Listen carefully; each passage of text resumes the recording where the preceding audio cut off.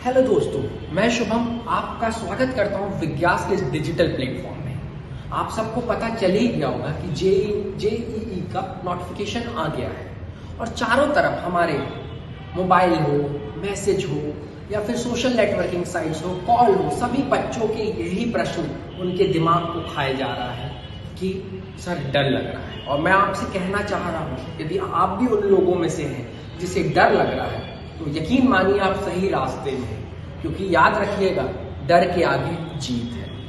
मैं आपसे कोई बड़ी बातें या मोटिवेट करने नहीं आया हूँ, मैं सिंपल सा आपको बताने आया हूँ कि आपको क्या करना है इन दिनों में, क्योंकि इस समय मोटिवेशन आपके अंदर खुद है। आपने जो सपना देखा था, जो एक ड्रीम देखा था या जो एम चुना था आईआईटी में पढ़ने का, उसको पूरा करने का समय आ गया है।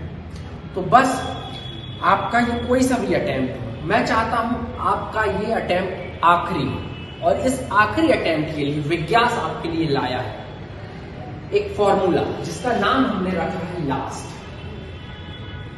और बहुत ही सटीक फॉर्मूला है, आपको बस अप्लाई करना है।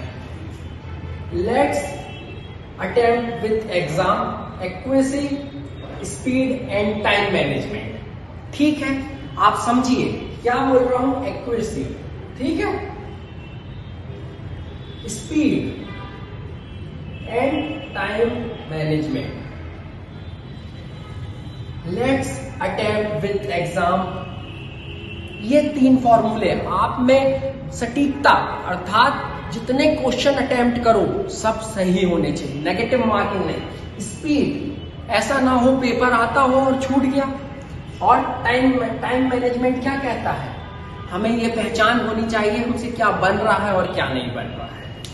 इन तीनों के फॉर्मूले के लिए सबसे इंपॉर्टेंट है आप एक युद्ध लड़ने जा रहे हैं। जेईई जो है वो एक युद्ध है, वॉर स्टेज। तो आपको अपने दुश्मन को तो पहचानना पड़ेगा। तो इसका सबसे अच्छा फॉर्मूला है PYQ। मेरे दोस्त, आपको PYQ लगा के जाना पड़ेगा। कम से कम हर सब्जेक्ट के PYQ को 2 से 3 बार जितना लगा सके लगा। एनसीईआरटी तो पढ़नी है।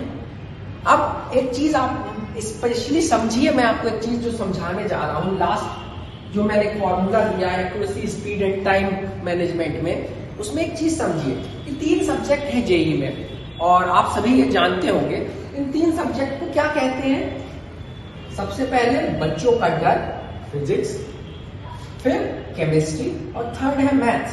इन तीनों टोटल टॉपिक यदि 100 होते हैं तो आप सब में मास्टर नहीं बन सकते। आपको अपनी लिमिटेशंस पता होनी चाहिए। और देखिए एक चीज समझिए, आप उस्ताद बन पाएंगे ज्यादा से ज्यादा 5 से 10 टॉपिक। 100 टॉपिक जो है ना, फिजिक्स, केमिस्ट्री, बायो के मिला के उनकी बात कर रहा हूं। 5 से 10 टॉपिक जो होंगे वो आप मास्टर होंगे, अर्थात उसमें जो टफेस्ट लेवल का क्वेश्चन आएगा वो आप कर पाएंगे। और मैं आपको क्या कह रहा हूं, देखिए इस एग्जाम का पैटर्न जो है, जो लगभग हमने इतने सालों में देखा है, 40% जो क्वेश्चंस आते हैं वो इजी आते हैं, 40% जो आते हैं वो मॉडरेट आते हैं और 20% जो आते हैं वो टफ आते हैं। और मैं आपसे यही कहने आया हूं कि ये इजी वाले 40% गलत नहीं होने चाहिए। आप ये ब्लंडर करेंगे यदि आपने इन प्रश्नों को गलत कर दिया। और ये 40% 120 मार्क्स की कैपेसिटी रखते हैं, है ना, 120 मार्क्स की, और ऑलमोस्ट लगभग 120 मार्क्स पे और 90 परसेंटाइल के आपके आसपास हो जाते हैं तो आप एडवांस देने के लिए अपेयर हो सकते हैं। तो इस चीज का विशेष ध्यान रखिएगा, है ना। और देखिए इनको मतलब पूरे 100 टॉपिकों को कम से कम इस लेवल पे तो ले आइए कि यदि उसमें से इजी वाला क्वेश्चन आया वो आपका गलत हो। दूसरा, मॉडरेट, कोशिश कीजिए 40 से 50 टॉपिक ऐसे हो जाए जो मॉडरेट लेवल पे हो।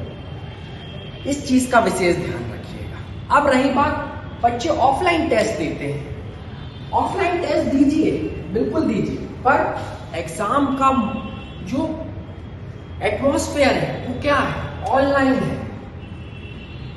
और ये ऑनलाइन प्रैक्टिस जरूर कीजिए, कम से कम 6 पेपर जरूर लगाइए ऑनलाइन। और हम विज्ञास आपके लिए क्या करने वाला है, विज्ञास एक ओपन टेस्ट आप लोग के लिए अरेंज कर रहा है 15 जनवरी को। ये सिर्फ हमारी तरफ से सोसाइटी को या फिर उन भविष्य के इंजीनियरों को एक गिफ्ट है कि वो आए और अपनी प्रैक्टिस को, क्योंकि प्रैक्टिस मेक्स परफेक्ट, आए और टेस्ट है 15 जनवरी को। याद रखिए, आपको मेहनत तो करनी पड़ेगी, मेहनत का कोई शॉर्टकट नहीं होता। और हाँ, एक चंद लाइनों से मैं अपनी बात को खत्म करूंगा कि पढ़ना तो पड़ेगा।